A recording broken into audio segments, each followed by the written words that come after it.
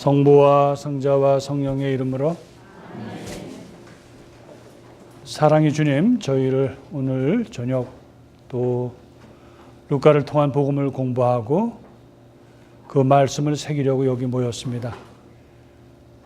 주님께서 저희 교우들을 축복하시고 마음의 문을 열어주시어 당신의 말씀을 잘 이해하고 그 깨달은 것을 가슴에 새기며 생활할 수 있도록 은총을 베풀어 주소서. 특히 베들레헴에서 예수님의 탄생 이야기에서 가난의 정신을 배우게 하시고 성모님으로부터 순명의 정신을 배우게 하소서.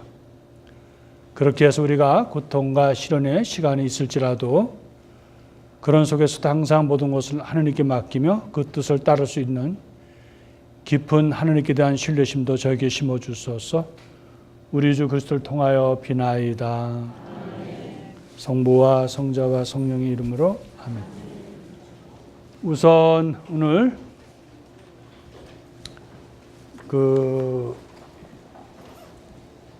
루카복음인데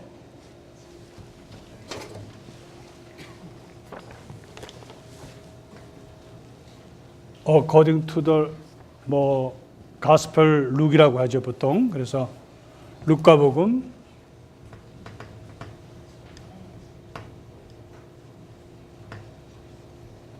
여러분들 유인별에 다 드린 거예요. 보시면 되고요.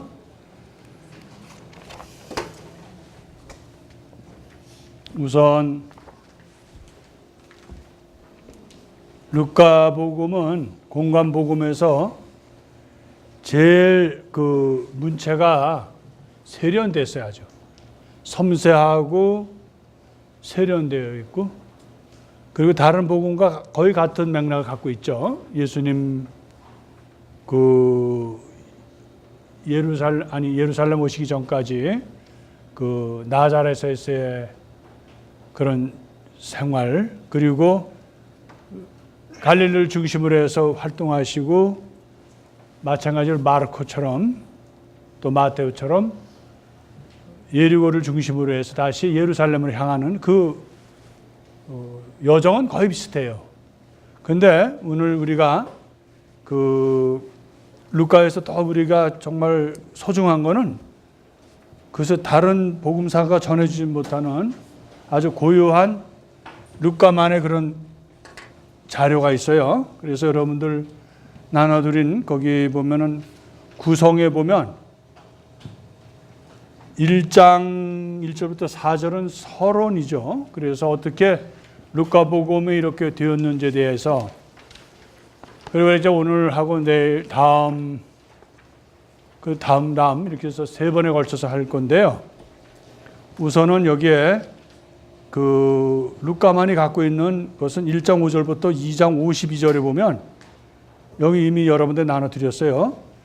예수님의 그런 복음의 시작이기 이전에 세례자 요한의 탄생 예고는 다른 복음이 전해주지 못하는 것, 예수님의 탄생 예고, 또 마리아께서 아인 카렘 엘리자벳 유다 산골로 방문하신 것, 그리고 마그니피cat 바로 성모님의 노래, 그리고 지카리아의 노래든지 예수님의 탄생에 대해서는 좀 많이 한데, 오히려 루카복음의 탄생 이야기는 마태보다는 좀 짧아요. 짧은데 거기에서 루카가 전해주고자 하는 것은 바로 하느님의 아들이시지만, 그러나 그것을 유대인들이 아니라 바로 베들레헴의 들판에 있는 목동들에게서 알려줬다 하는 거, 그리고 예수님의 유년 시절에 대해서 성전에서 예수님을 잃었다가 찾았던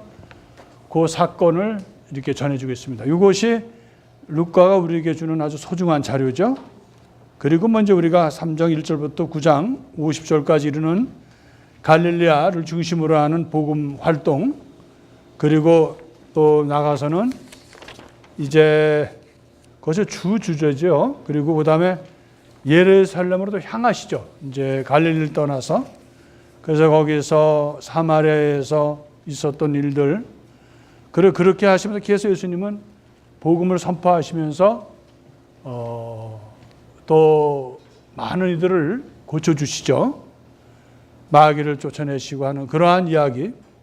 그래서 그것을 9장 51절부터 19장 27절까지 이렇게 해서 하고 마지막으로 예루살렘에서 당신이 예수님의 순환과 죽음 그리고 부활에 대해서 이야기를 하시고 끝으로 그 22장 1절부터 24장 53절에는 클라이맥스죠. 복음에. 그래서 과일절 식사를 하시고 유대인들에게 넘겨져 죽은 거 이것을 이어서 하시죠. 그래서 이방인들에게 넘겨주시고 예수님 죽으시고 십자가에 못 박히시고 부활하시고 승천하셨다는 이야기. 이거는 다른 공간 복음과 거의 다를 바가 없습니다.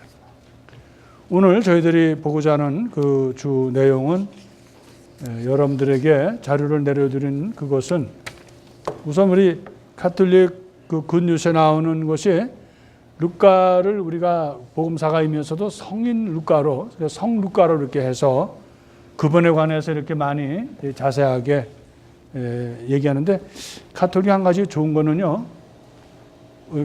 그것을 굉장히 성인을 존경하면서도 성인에 대한 객관적인 자료를 중심으로 해서 이렇게 우리 교회에서 그분을 존경하고 또 그분들에 대한 존경뿐만 아니라 그분이 하신 업적을 우리가 기린다는 것이죠. 그래서 거기에 보면은 루카복음사가는 우선은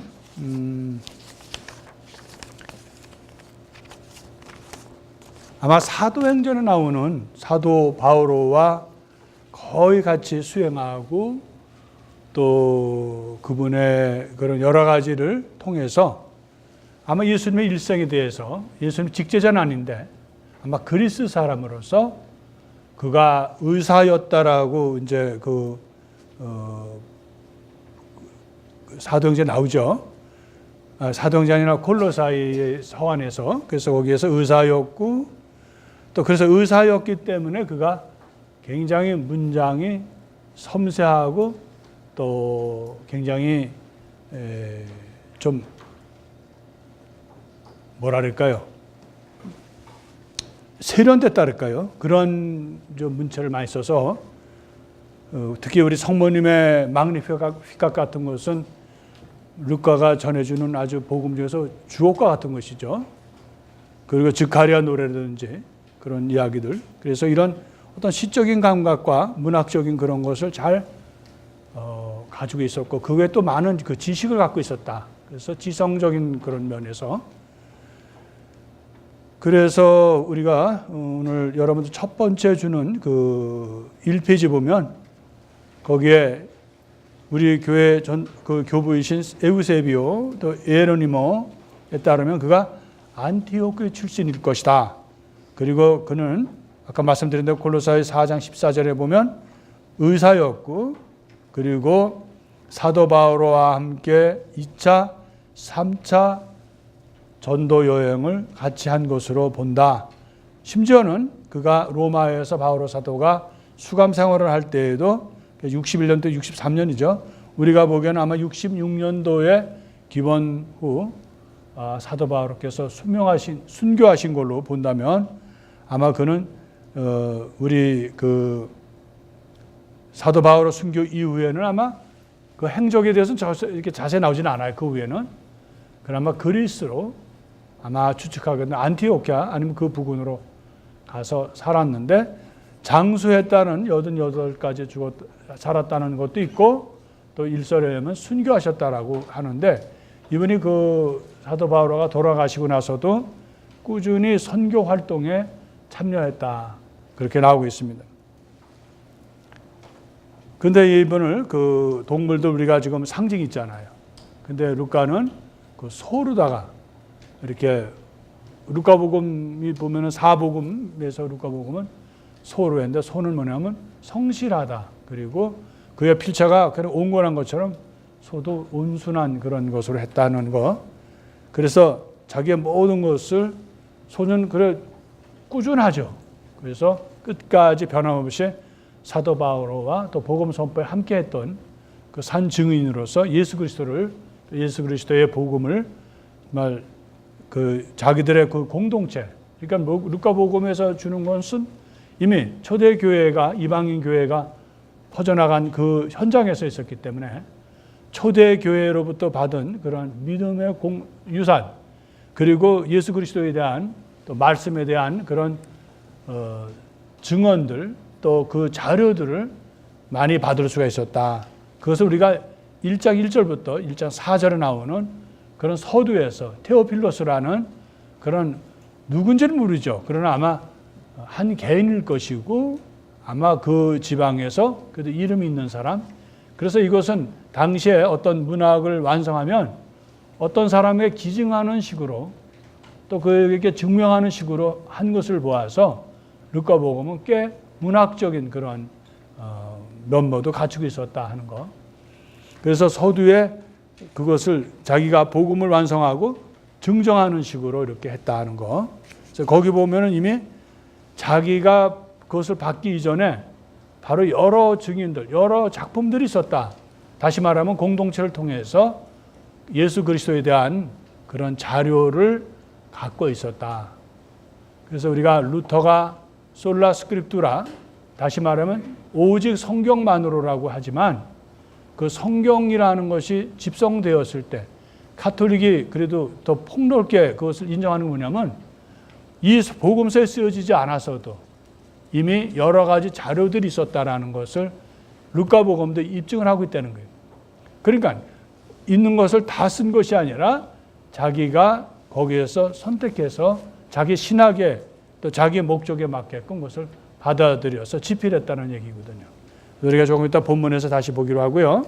그래서 루카복음을 통해서 우리에게 주는 가장 소중한 것은 아까 말씀드린 대로 예수님의 어린 시절, 또 예수님께서 잉태하시기 전에 마리아와, 그리고 또 예수님의 친척인 또 마리아의 친척도 되죠. 즈카리아 일가의 세르자 요한의 그런 세르자 요한이 탄생되는 연유를 잘 이렇게 자세하게 전해준 것에 대해서 우리는 굉장히 루카에 대해서 루카만이 가질 수 있는 독특한 것이다 하는 거. 그리고 루카는 특히 여성들에게 관심이 많아요. 루카는. 그래서 여기는 여러분들 여성들은 특히 루카를 많이 사랑하도록 하셔야 돼요.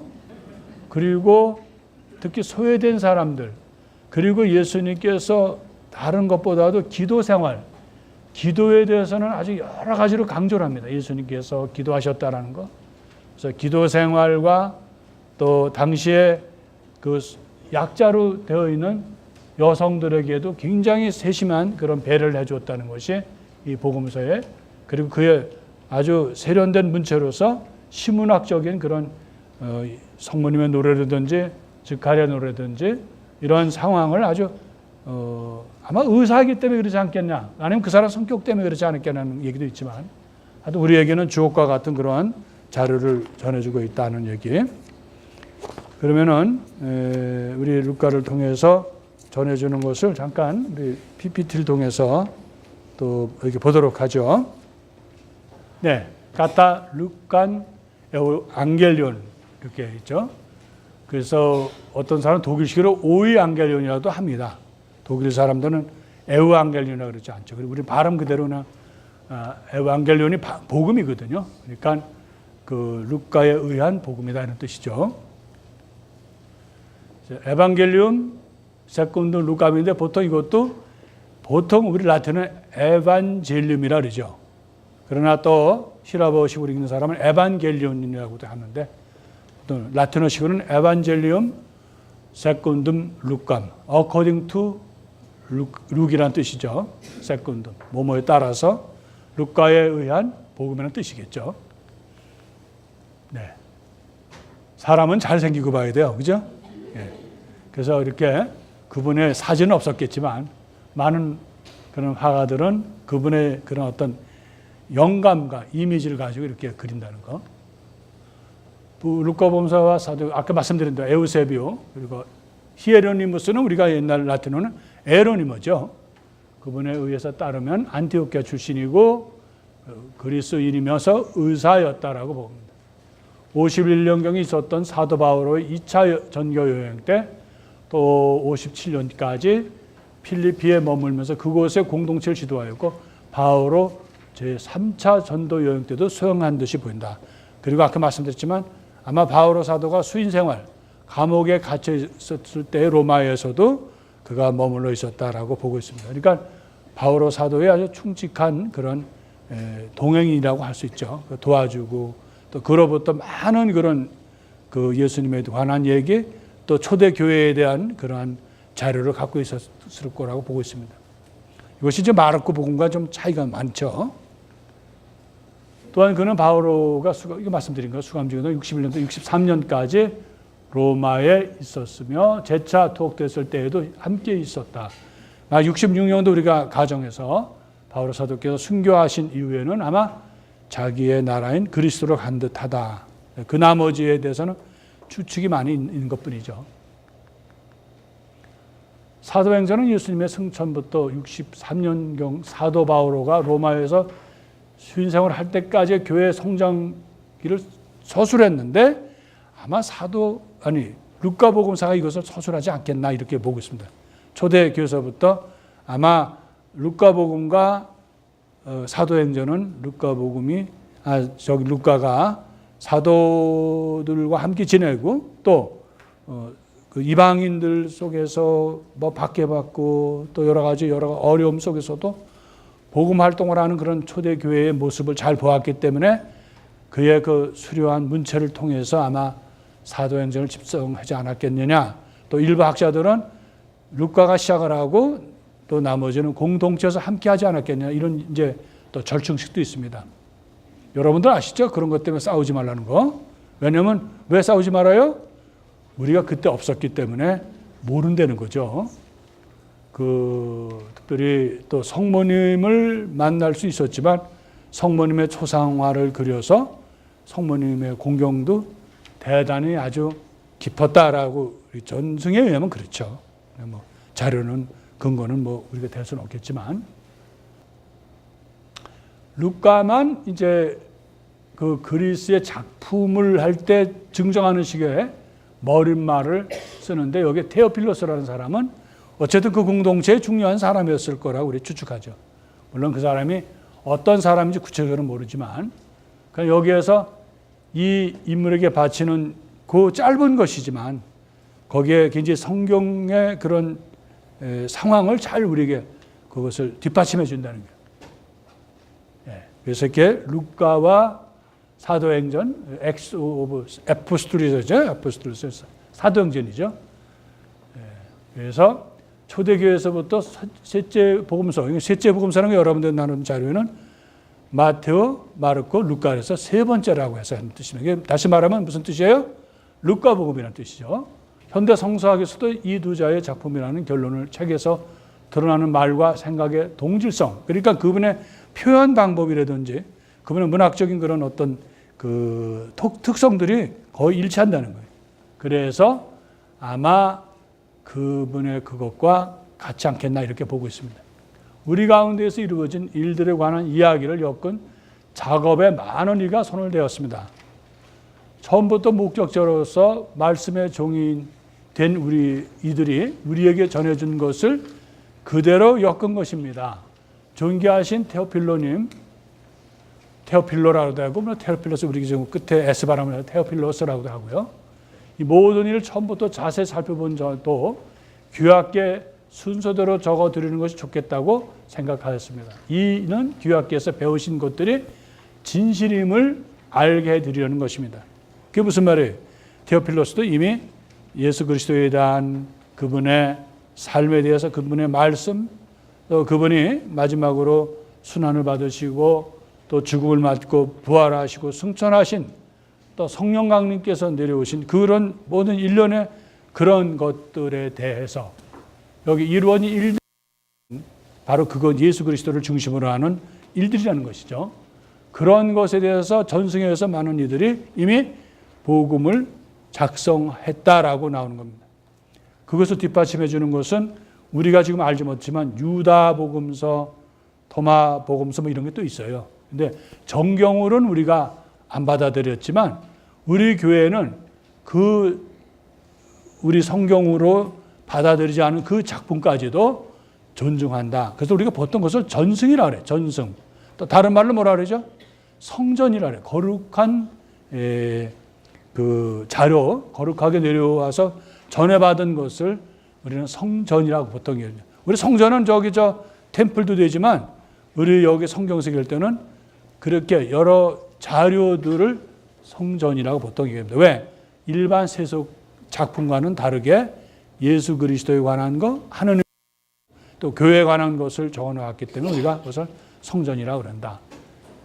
그래서 이것을 전해주는 것은 테오필로라는 사람이 우리 교회의 하나의 대표적인 사람인데 그 사람이 갖고 있는 신앙과 그 이제까지 이렇게 모아가지고 집필한 것이 일치한다는 것을 보여주기 위한 것이다. 결론을 말씀드리면 성경에 전해주는 것이 얼마나 정확한가를 말해주고 있다라고 우리가 다르게도 말할 수 있죠. 다른 작품과 달리 성경은 굉장히 정확하게 전해준다는 거예요. 왜? 거기는 하느님의 관계 때문에 그리스도에 관한 일이기 때문에 거기에는 뭐 첨가되거나 과장된 것이 없다는 것이죠.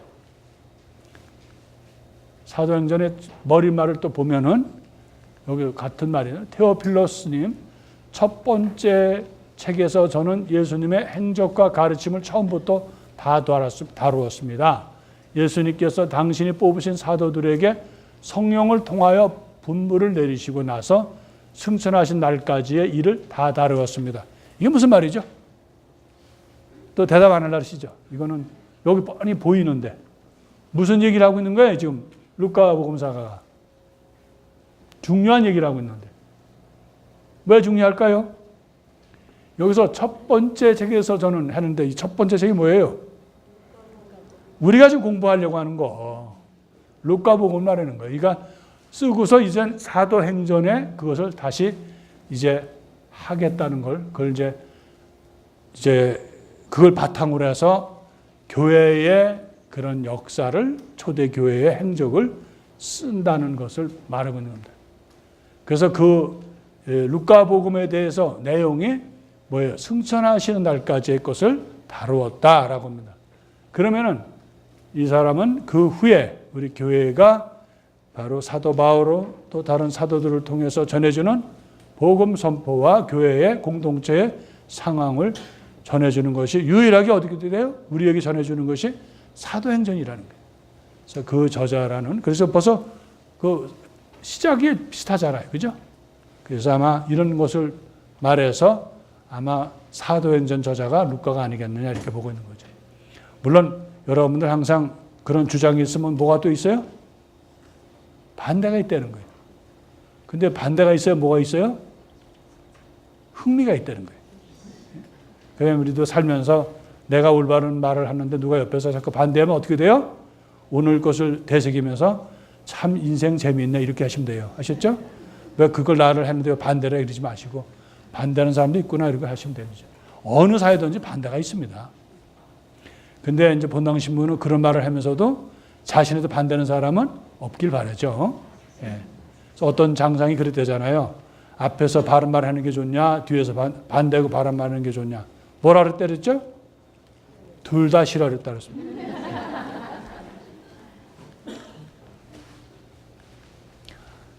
세 번째 복음서도 마테오 복음서와 마르코 복음서의 그런 구조가 비슷하다는 거예요. 아까 말씀드린 대로.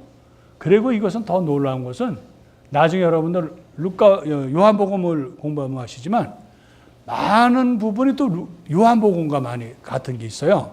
그게 루카복음은 공관복음의 것도 잘 따르면서도 다시 후대에 쓰여진 요한복음과도 연결되어서 아마 사도행전이 쓰여지는 또 그런 사도들의 복음을 바탕으로 다녔던 그런 것들 안에서 어떤 연결이 되지 않았겠나 이렇게 우리가 추측하는 것이죠. 루카복음서에 비해 세밀하다는 것. 복음서 다른 복음서에 비해서 아까 말씀드렸죠.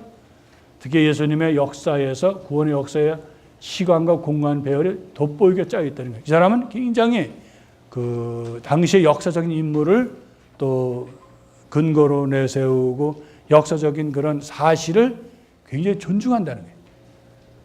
도입부라는 건 1장부터 4장 사이에 있는데 두 단원으로 되어 있다. 유년아 이야기가 우선 되어 있고 그 다음에 여기서 세례자 요한에 관한 이야기, 그러니까 예수님에 관한 이야기, 그리고 세례자 요한에 관한 이야기가 이렇게 병행적으로 나타난다는 것이죠. 그래서 요한이 동등한 인물이 아니라 예수님을 위해서 선구자 역할을 한다. 예수님의 그런 준비하고 또 그것을 이렇게 도와주는 그런 역할을 한다라고 얘기하고 있습니다. 일련의 초자연적인 메시지를 통하여 예수님의 신비가 제시된다. 곧 예수님을 성령으로 잉태되신 분, 거룩하신 분, 하느님의 아드님, 구원자, 주 그리스도, 하느님께서 베푸시는 구원, 그리고 모든 민족들의 빛으로 선포하는 메시지라고 말하고 있는 겁니다. 예수님은 동시에 당신 백성 가운데서 많은에게 배척받는 운명을 지니신 분이기도 하다. 예수님의 신비가 이 복음서의 다음 부분에서 서서히 드러나기 전에 이렇게 이미 서두에서부터 계시된다. 그래서 이 첫째 단어는 요한복음서의 그리스도론적 서론과 견줄 수가 있게 된다는 거예요. 아까 말씀드렸죠? 어떻게 보면 공관복음과도 같은데 어떤 내용을 보면 또 요한복음의 그런 사상과도 같은데, 요한복음 우리 이제 곧 공부하겠지만 거기에 로고스라고 있습니다. 로고스 참이라 그러죠. 보통 1장 나오는 거. 근데 거기에 예수님을 말하기 전에 서두에 태초에 말씀이 있었다부터 시작해서 말씀에 대한 얘기를 하는데, 그 말씀을 잘 들여다보면 거기에 말씀과 세례자 요한이 이렇게 병행으로 나온다는 거예요. 이 루카복음처럼. 그래서 거기도 세례자 요한이 이 세상에 와서 바로 예언자의 모습으로 예수님을 준비했다. 예수님의 길을 준비했다라는 거. 그리고 놀라운 것은 그 요한복음에서도 이미 두 차례에 세상은 그분이 오신 것을 몰랐다. 그리고 또 두 번째는 그분의 나라의 사람들은 그분을 받아들이지 않았다. 그러니까 다시 말하면 배타적이었다라는 얘기를 서두에 시작했는데, 여기서도 마찬가지로 루카복음에서 그러는데 어디서 그게 나타날까요? 혹시 복음서를 읽다가 예수님이 바로 반대를 받으실 거라고 한 건 누가 얘기했겠어요? 3초 드립니다. 왜 3초 드리냐? 대답을 안 하실 것 같으니까. 여러분 혹시 그 시메온 기억나세요? 예수님을 성전에서 했던 그분이 이런 구절 나요? 이분은 많은 이들을 일으키기도 하고 많은 이들을 어떻게 쓰러뜨리기도 하겠다. 성모님에 대해서도 뭐라고 얘기했어요?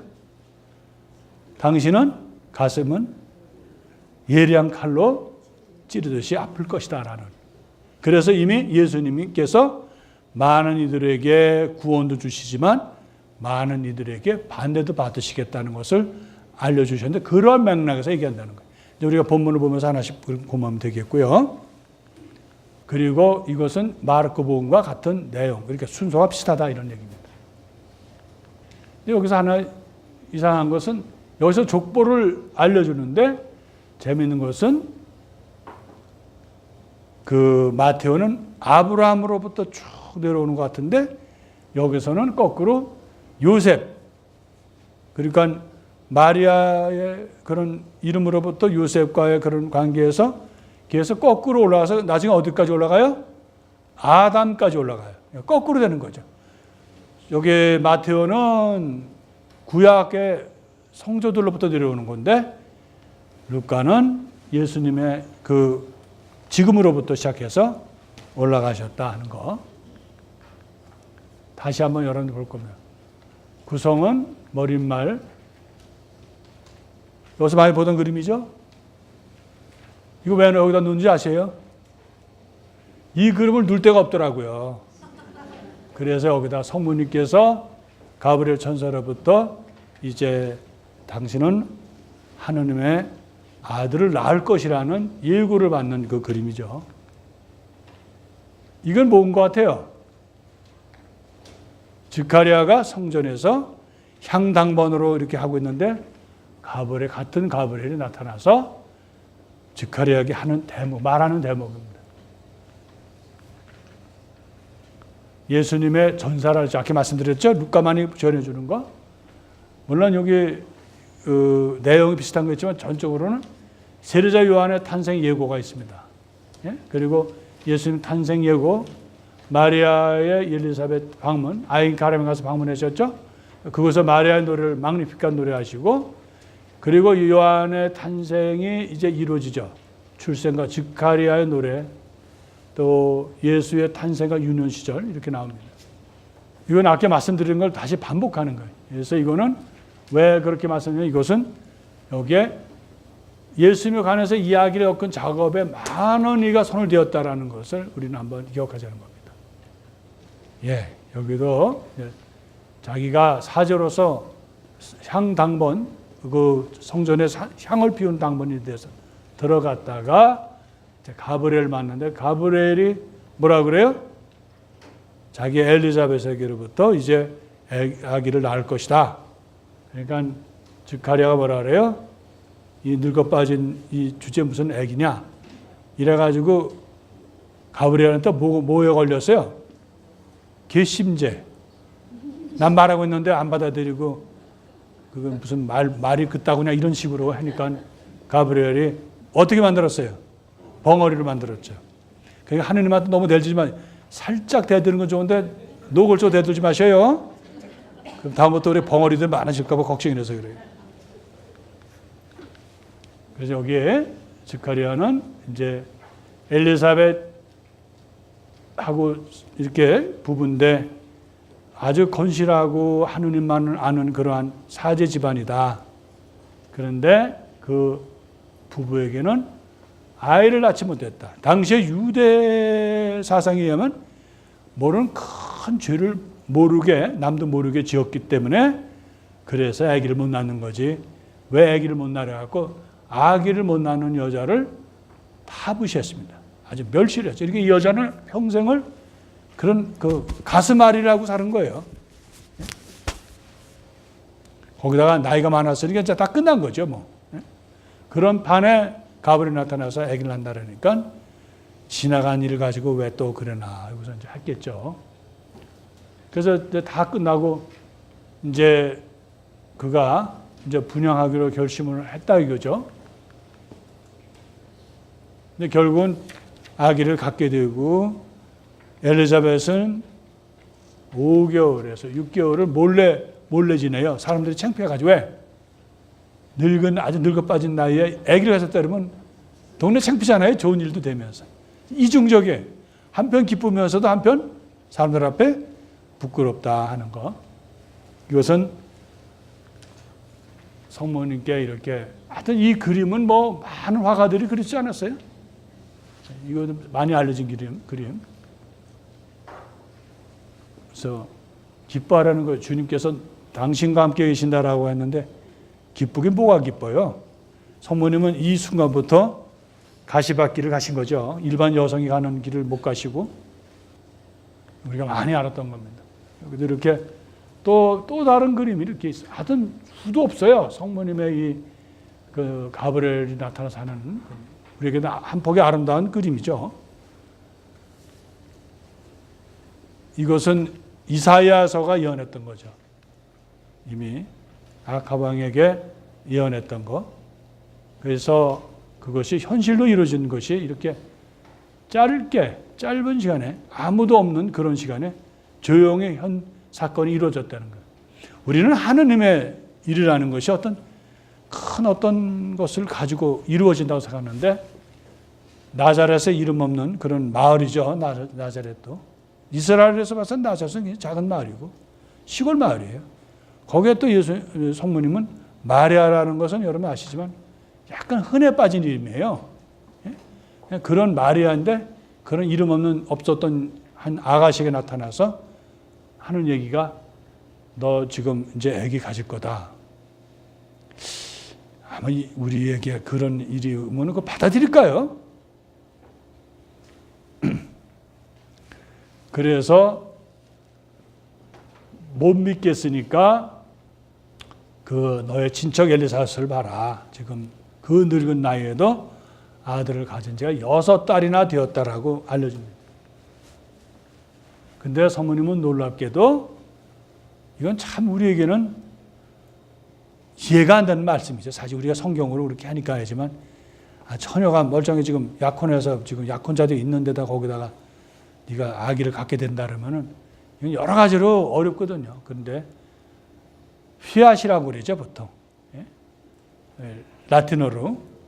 그래서 우리 가톨릭 내에서는 순명하는 단어로 피앗, 성모님께서 라틴어로 피앗 볼룬타스 투아, 당신의 뜻대로 이루어지길 바란다는 것. 그래서 말씀하신 대로 저에게 이루어지길 바랍니다라고 했어요. 아마 우리가 신앙생활에서 우리 성모님 주시는 가장 큰 교훈 중에 하나는 우리는 많은 것을 어렵고 힘들고 내가 이해하지 못할 때 내 뜻을 얘기하죠. 근데 우리가 더 성숙된 신앙으로 나가서 마지막에 우리가 아마 하느님 앞에서 고백하는 거라면 내가 지금 당장 이해하지 못하고 또 받아들일 수 없는 현실이라 하더라도 하느님을 하나님을 믿기 때문에 그래서 하느님의 뜻대로 따라가는 것. 예수님도 마찬가지잖아요. 겟세마니에서 당신은 인간적으로는 잔을 받아들일 수가 없죠. 너무 고통스럽고 힘들고 사람들 앞으로 펼쳐지는 모욕과 그 고통을 조금만이라도 비켜가게 해달라고 기도하시면서 끝으로 뭐라 그래요? 그러나 제 뜻대로 마시고 아버지의 뜻대로 하라는 것. 이게 성모님이 우리에게 주시는 아주 큰 순명의 모습이죠. 순명은 뭐예요, 여러분들? 달콤한 것도 아니고 또 내가 할 수 있는 것도 아니에요. 순명은 내가 할 수 없는 걸 받아들이는 거거든요. 순명은 하나의 우리에게 순교나 같아요. 죽음을 주는 거예요. 나를 죽이는 거거든요. 우리 교회가 이제까지 이렇게 내려온 가장 아름다운 것은 교회는 순명을 바탕으로 한다는 거예요. 교황님으로부터 시작해서 우리 가톨릭 교회가 갈라지지 않고 내려온 것이 뭘까? 나도 다 뜻이 있는데 나도 올바른 길이 있고 이런데 그래도 내가 지금 더 큰 것을 하나님의 뜻을 교회의 뜻을 따르는 것 그것이 순명이거든요. 순명을 하는 얘기를 제가 조심스러운 거는 이런 말을 하면은 꼭 순명할 그런 순간이 온다는 거예요. 그래서 지금 아주 겸손하게 조그맣게 말해요. 남이 못 듣게. 그래서 순명해야 된다. 그러면은 순명할 수 없는 순간에 순명을 하도록 하는 현실이 온다는 거예요. 저는 아주 겸손하고 조그맣게 말하는 거예요. 순명하셔야 돼요. 지카리아가 향을 피운 담론으로서 이걸 왜 제가 다시 다루냐면 한번 보세요. 지카리아가 그렇게 가버렸는데 그랬어요. 제가 그것을 어떻게 알 수 있겠습니까? 저는 늙은이고 제 아내도 나이가 많습니다. 지카리아가 한 말은 요거 하나예요. 근데 왜 가버렸는데 괘씸죄에 들어갔을까? 이거 사실 아니에요? 늙어 빠진 나이에 무슨 아기를 주십니까? 이 얘기라고 쉽게 말하면. 뒤에 더 되면 말도 안 된다. 요런 게 숨어 들어있는 건 말도 안 된다. 말 같은 소리를 하셔야죠. 그런 게 내재되어 있어요. 근데 여기 또 성모님을 보면요. 저는 남자를 알지 못하는데 어떻게 그런 일이 있을 수 있겠습니까? 성모님도 전제로 못 받아들이는 거죠. 그렇죠? 여지까지 결혼하지 않고 아기를 낳는 일이 없으니까. 그러니까 이게 이상하다 해서 제의를 했는데 여기도 못 받아들이겠다고 여기도 뜻은 뭐예요? 받아들이기가 좀 어렵지 않겠냐라는 의미가 묻어나는데 성모님을 그것을 완전히 변화시킨 게 뭐예요? 보십시오. 저는 주님의 종입니다. 말씀하신 대로 저에게 이루어지기를 바랍니다. 혹시 이건 아직 가정인데 이 말만 안 하셔도 성모님 어떻게 돼요? 벙어리가 될 뻔했어요. 벙어리. 네? 이 말씀하신 거는 굉장히 루카복음에서 중요한 핵심인 거예요. 무슨 말씀이냐? 우리가 어떤 순간에 바로 순명 못합니다. 여러분들. 여러분 순명을 바로 누가 말 끝나자마자 네 하고 하겠어요? 아니거든요. 갈등이 있거든요. 잠깐이라도 갈등이 있는데 우리에게 좋은 표현이죠. 성모님은 갈등을 하셨죠. 왜냐하면 느닷없이 와서 처녀에게 아기를 갖겠다 그러니까 이거 받아들일 수 있겠어요? 그런데 하느님이 하시는 일은 못하시는 게 없다. 그리고 성령께서 내려오셔서 너를 품어주시면 너는 하느님의 힘으로 잉태하게 될 거라는 설명을 듣고 나서 그래서 이 말을 한 거예요. 보십시오. 저는 주님의 종입니다. 제가 내설 게 뭐 있겠습니까? 주님이 하시는 대로 그렇게 부탁을 드립니다 하는 얘기죠. 우리가 살면서 많은 경우가 신앙이라서 갈등 가질 때가 있습니다, 여러분. 예? 그리고 우리 중에 고통과 갈등이 없는 사람 누가 있어요? 또 실망도 있고 갈등도 있는데 정말 신앙에서 가장 아름다운 것은 그런 모든 걸 하느님에게로 돌리는 거예요. 내가 용서할 수 없는 사람, 이해할 수 없는 거, 억울하고 때로는 뭐 분이 터지고 그냥 분통이 터지는 그런 순간에도 마지막으로 우리의 입에서 그러나 이 모든 것은 하느님이 아시니까 하느님이 하시는 대로 맡긴다. 하느님의 뜻대로 한다. 이것이 사실 신앙인의 근본적인 거예요. 그 말을 못하고 거기다가 인간적인 얘기를 하니까 막 거기에 욕도 나가고 막 그냥 뭐 불평 나가고 이래가지고 갈라지고 욕하고 그런 게 많아요. 그래서 우리 성서를 공부하는 여러분이나 저나 어떤 순명의 순간이 올 때는 하느님께 맡기는 거. 하느님이 내가 지금은 알지 못해요. 또 지금은 도저히 그걸 설명할 수가 없어요. 그래도 하느님께 돌리신 사람은 그 사람의 진정한 신앙인이라는 거예요. 그런 신앙이 되기 위해서 저는 뭐예요? 침묵할 줄 알아야 돼요. 인간적 떠들어대는 더 이상 토시를 다는 게 아니고 인간적인 설명을 하고 하는 게 아니라 성모니처럼 딱 침묵을 지키고 그 다음에 우리는 부족하니까 기도해야 된다는 거예요. 내가 못 알아들으니까 내가 약하니까 내가 부족하니까 나를 이끌어 주시고 내가 하나님의 뜻으로 나갈 수 있도록 그렇게 인도해 주소서라고 기도하면 하나님은 아무리 엉성한 기도를 해도 잘 들어주시는데 그렇게 매력 있게 멋있게 품 있게 기도하면 안 들어주시겠어요? 그죠? 엉성한 기도 잘 들어주시면 시적인 기도는 더 잘 들어주시죠. 앞으로 여러분들 시적인 기도 좀 하셔요. 왜 대답도 없으셔요? 그래서 성모님은 여인이잖아요. 그러니까 한번 확인하고 싶었던 거야. 갈등이 있었겠죠. 대답은 해놓고.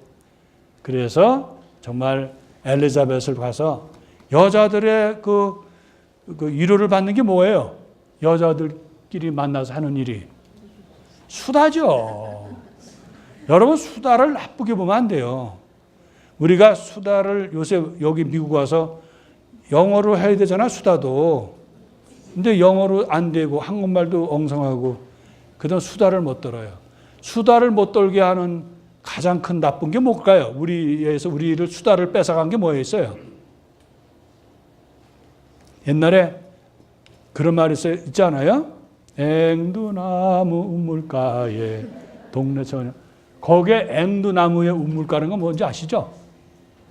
그 우물가라는 거는 수다 떠는 데예요, 거기가. 거기도 모든 정보가 이루어지는. 옛날에 우리 어머니, 우리 누나, 우리 동생들 다 우물 가서 물 깃다가 아니 그랬다고 그 집이 어떻다고 뭐 이래서 정보가 어두워지고 수다를 떨고 그 짧은 기간에 옛날 농사 지어야 되잖아요. 오랫동안 있을 수는 없잖아요. 거기서 그 짧은 기간에 순이가 바람나서 서울 간 것까지 다 알고 있는 거예요. 그래서 앵두나무 우물가 이건 너무 멋있는 말이에요. 그래서 되고 그 다음에 또 우리가 빼앗긴 게 뭐가 있죠? 수도가 우리를 빼앗긴 거야. 수도만 없으면 우물가 갈 텐데. 예? 그다음 우리의 또 우리 아름다운 우리 여성들이 빼앗긴 게 또 뭐가 있어요? 세탁기가 우리를 그냥 아주 망쳤어요. 예? 여러분들 저기 강가나 어디 가서 세탁할 수 있으면 거기서 방맹이를 막 두들기잖아. 그 방맹이에 많은 대상이 뭐예요? 시어머니지.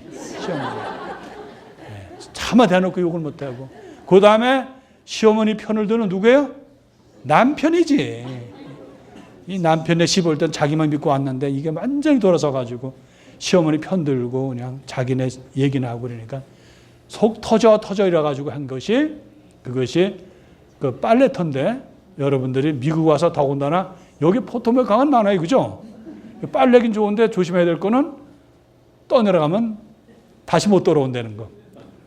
그래서 우리가 수다를 떠는 것이 나쁜 거냐. 성모님 우리에게 보여줬어요. 수다를 그걸 떠시기 위해서 어디까지 가요? 예? 아인가르전까지 가는 거예요. 진짜 지금. 우리가 성모님이 나중에 야 말을 해도 어떻게 나보고 수다를 떨었다 그러냐는데 수다는 수다죠. 왜냐하면 혼자 그걸 간직해야 되니까.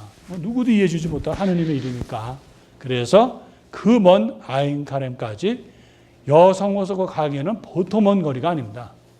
나귀를 타고 가셨을지는 모르지만, 그런 뭐 르카본 그 자세한 얘기는 알지만 거기 가서 인사를 했다. 여기서 이것이 신학적으로 나중에 많이 문제가 되는 말이에요. 내 주님의 어머니께서 저에게 오시다니라는 이 말. 그래서 우리가 마테르 데이라고 그럽니다. 그래서 이게 신학적인 주제가 돼요. 하느님의 어머니, 주님의 어머니. 일부에서는 반대하는 사람이 아니, 예수님의 어머니는 이해되지만 어떻게 하느님의 어머니가 되냐, 마테르 데이라고 그러냐 해서 난리가 나갖고 막 싸우고 막 그런 적이 있어요, 신학적으로. 그래서 아주 어려웠던 말인데 루카복음은 거침없이 바로 엘리자벳이 했던 이 이야기를 그냥 전해주죠. 주님의 어머니께서 저에게 오시다니 어찌된 일입니까? 보십시오, 당신의 인사 말소리가 제 귀에 들리자 저의 태안에서 아기가 즐거워 뛰놀았습니다. 이렇게 됩니다. 이게 이제 성모님하고 엘리사벳 만나는 장면입니다. 어떤 화가가 또 이렇게 멋있게 그렸겠죠. 행복하십니다. 주님께서 하신 말씀이 이루어지리라 믿으시면. 이게 루카복음의 아주 중요한 신학적인 그런 주제입니다. 하느님을 믿는 것. 성모님이 그렇게 잘 받아들이지 못한 모든 것을 어떻게 했어요? 하느님을 믿기 때문에, 하느님을 사랑하기 때문에 받아들였다는 거예요. 이 말 한마디를 받아들이고 안 받아들이는 게 아니라 성모님의 삶이 그것을 받아들였다는 거예요. 이것이 굉장히 중요합니다. 주님께서 하신 일을 다 믿었다는 거예요. 이게 오히려 더 인간적이지 않아요? 아까 그거는 화가들은 멋지게 그렸지만 성모님은 옷이나 뭐 잘 입으셨겠어요. 약간 누더기 좀 비슷한 걸 입고 두 여인이 배를 만져보고 막 하면서 하는 이 장면이 좋아서 제가 이렇게 했습니다. 팔레스틴 가갖고 성모님은 과연 어떻게 생기셨을까? 그 팔레스틴 이제 거기 예루살렘에서 공부하면서 가끔씩 이렇게 이제 다른 성지로 가기 위해서 물을 한 병 빵하고 가면서 성모님은 그렇게 이쁘지는 않았을 거다. 화가들이 그냥 이쁘게 했으니 그랬지. 거기 있는 여자들 보면 그렇게 뛰어나게 이쁜 여자는 없어요. 보통 이분들 같아, 이분들. 네? 확실한 건 코와 입이 있었다는 거. 네. 우리가 너무 성모님을 너무 이렇게 미화시켜서는 안 되는 거예요. 나와 내 주위에 그냥 좋으신 어머니, 나와 함께하는 어머니로 우리가 기도하고 만나면 그 성모님은 나의 진정한 어머니고 이웃이 된다는 것이. 여기 너무너무 재밌는 거 그림에서 보신 거 있어요? 이 그림. 라면서 이게 뭔가 그랬어요, 이게요. 예? 보셨어요? 뭔지 아셔요? 하나는 세례자 요한이고 한 분은 예수님을 이렇게 화가들이 그린 거예요. 재밌죠? 네. 아까 하느님 말씀을 이루어지라, 그 말씀 이루어지라 굳게 믿으셨다는 말씀은 여기서 우리 성모님의 첫 마디, 이거 우리가 많이 부르는 노래예요. 내 영혼이 주님을 찬송하고 내 마음이 나의 구원자 하느님 안에서 기뻐 뛰니. 이거는 이제 그 다음에는 당신의 비천한 걸 돌봐주셨다 보시고 이렇게 세우셨다는 이어지는 건 이스라엘의 구원의 이야기를 하십니다. 근데 여기서 우리 교우들하고 나누고 싶은 얘기는 성모님은 하느님 안에서 우선은 찬송하고 하느님을 늘 찬송하고 하느님 안에서 기쁘다는 얘기. 이게 신앙인의 모습이거든, 사실은요. 이런 신앙이 있는 그러한 삶은 사실 행복한 건데, 우리가 어제 아침인가 제가 오늘 강론 때도 말씀드렸어요. 우리가 어디가 첫 번이야? 우리가 신앙인이라고 하면서 우리 안에 첫 번째로 두는 것이 뭘까? 우리는 많은 게 돈이거든요. 돈을 먼저로 세우면은 항상 그 사람은 행복하지 않아요. 왜? 돈이라는 건 안개 같아서 잡힐 듯 하면서도 또 잡힌 줄 알았는데 보니까 다 빠져나가고. 그러니까 그런 사람은 평생을 그거 잡다가 평생 하는 건데, 그리고 내가 나의 그 삶의 그것이 인간적인 어떤 가치로다 되면 이 세상의 인간적인 가치관이 변하지 않는 게 어디 있어요. 근데 하느님은 놀라운 것은 변하지 않으시거든요. 사랑이시거든요. 그리고 우리의 모든 건데도 우리가 신앙인으로 말을 하면서 미지근하게 하느님을 믿는 건지 세상을 따르는 건지 이러고 살다 보면 많은 갈등을 갖는다는 거예요. 내가 나는 정말 신앙인이면서도 뭐 만족하지 못하고 슬프고 괜히 우울하고 그런 사람들의 특징은 첫 번째가 하느님이 아니기 때문에 그런 거예요. 성모님께서 이렇게 자신 있게 잠깐 갈등을 가지셨으면서도 하는 건 뭘까요? 그것은 바로 하느님의 첫 자리이기 때문에 하느님은 항상 첫 자리. 하느님을 찬미하는 삶. 하느님 안에서 내가 기뻐서 그냥 기쁜 게 어떻게 돼요? 예? 여기 보면은 기뻐서 뛴다 그랬다고요. 그런 삶이면 어떤 고통이나 어떤 시련이나 아픔도 극복할 수가 있다는 거예요. 우리가 이민사회에서 우리가 조심해야 될 거는 여기가 한국하고 좀 달리 더 소비 문화가 강하잖아요. 자본주의에서 오는 여러 가지가 좋은 것으로 보이고 사막의 신기루처럼 보이잖아. 사막에서 물처럼 보이듯이 우리 삶이 그걸 다 만족해 줄 줄 알고 따라가는데 따라가다 보면 어떻게 돼요? 거기에는 세상에 주는 어둠이 있는 것뿐이에요. 세상에 주는 갈등이 있고 세상에 주는 목마름이 있다는 거예요. 그래서 우리 성서 공부하는 여러분이나 저나 항상 우리가 그래도 하느님 안에서 첫 자리를 하느님께 두면 된다는 거예요. 하느님. 그러면 질서가 잡혀요. 하느님께 두면 나머지는 다 정리가 되는데 첫 번째를 갖다가 그러죠. 우리 예수님이 왜 베드로에게 나타나서 부활 후에 베드로 다 도망갔던 사람 아니에요. 그 부인했던 사람 아니에요. 갈등을 인간적인 그런 부족함을 다 보였던 사람인데 물어볼 때 뭐라고 물어보셨어요? 다른 사람들보다 나를 더 사랑하느냐 물으셨거든요. 그것도 3번이나. 이건 묻다 보니까 또 시간이 이렇게 많이 가네. 이건 묻지 말을 걸. 예. 그래서 성모님은 항상 교만한 자들 흩으시는 하느님, 그러나 비천한 일을 들어 올리시는 하느님, 그리고 항상 변함없는 하느님을 늘 찬미하고 찬송하고 그분 안에서 기쁨의 삶을 살으셨다는 것. 그래서 그분이 바로 그리스도의 어머니, 주님의 어머니가 되셨다는 거 우리 잊어서 안 됩니다. 예, 그리고 이거는 즉가리아 노래죠. 그래서 아까 말씀드린 대로 즉가리아의 노래에서 바로 그분은 많은 이들을 구원으로 주지만 또 쓰러지겠다. 예수님 탄생 이야기, 이거는 우리가 잘 알려지고 마르코에서 이미 알았고 마테오도 하는 같은 이야기입니다.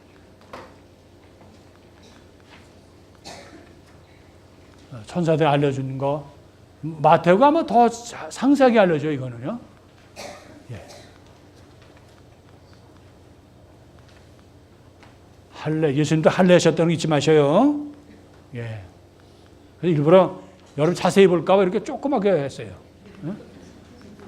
예수님 봉헌하신 거. 시면 예언자의 그 예언이 여기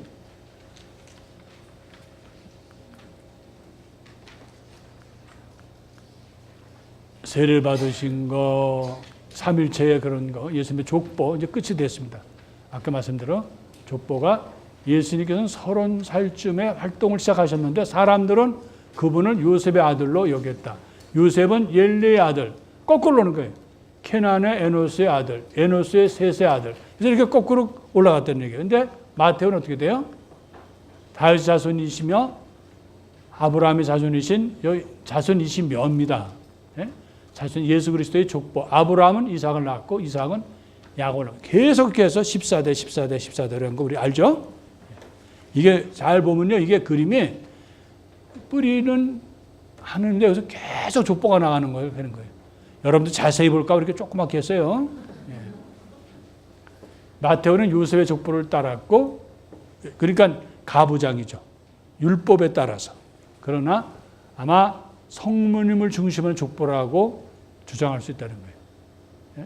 이것은 루카는 마테오는 예수님의 율법면에서 본 족보를 기록하고 루카는 사실에 따른 성모님의 현 위치에서 이렇게 했다는 거. 루카는 굉장히 성모님에 관한 거 다른 복음사가보다 아주 상세하게 전해진 걸 미루어 보면 아마 박해 시절에도 성모님에 대한 신심은 이미 요한복음과 마찬가지로 초대교회에 굉장히 깊이 있게 그렇게 뿌리를 갖고 있다. 성모님에 대한 신심이. 마틴 루터나 칼빈까지도 또 헨리 8세까지도 개신교를 주창하고 갈라져 나간 그들은 다 똑같이 지금도 이해가 안 가는 거는 그 마틴 루터도 성모님에 대한 사랑이 지극했거든. 그 글을 보면 성모님 공경에 대해서. 칼빈도 그랬어요. 근데 왜 개신교가 마리아 교란이 이렇게 해서 천주교를 욕을 하고 그랬는지 그 창설 그렇게 시작된 사람들은 안 그랬거든요. 왜 그랬을까? 그걸 한번 공부를 해봐야 되겠어요. 왜 개신교는 성모님만 나오면 그렇게 천주교 연결시켜서 그러는가? 근데 루카가 전해주는 성모님의 정신은 어느 사도들보다도 어느 성인들보다도 따를 수 없는 그러한 깊은 하느님에 대한 사랑, 하느님에 대한 신뢰, 그리고 당신 아들 예수 그리스도에 대한 그런 신뢰를 갖고 있다는 거 잊어서는 안 됩니다. 그래서 여러분들이 루카를 이제 시작하면서 이렇게 전해주는 이런 것이 오늘날 우리 교회에 기도에도 들어가, 성물도 들어가잖아요. 성모님의 기도는 저녁에, 또 즉하려 노래는 아침에, 그리고 끝기도 하면서 심의원의 노래를 다 루카가 전해주는 시가 같이 아주 섬세하고 또 아주 굉장히 그 다정다감한 그런 시로 다 해서 우리 교회, 오랜 교회 내에 그런 기도와 함께 했다는 거 잊지 마시고요. 루카복음 우리에게 많은 걸 전해준다는 거 잊지 마시고. 다음 주에는 이어서 루카복음 합니다. 아셨어요? 우리에게는 휴강이 없습니다. 성부와 성자와 성령의 이름으로 영광이 성부와 성자와 성령께 지지와 항상 영원히 아멘. 성부와 성자와 성령의 이름으로 아멘. 감사합니다.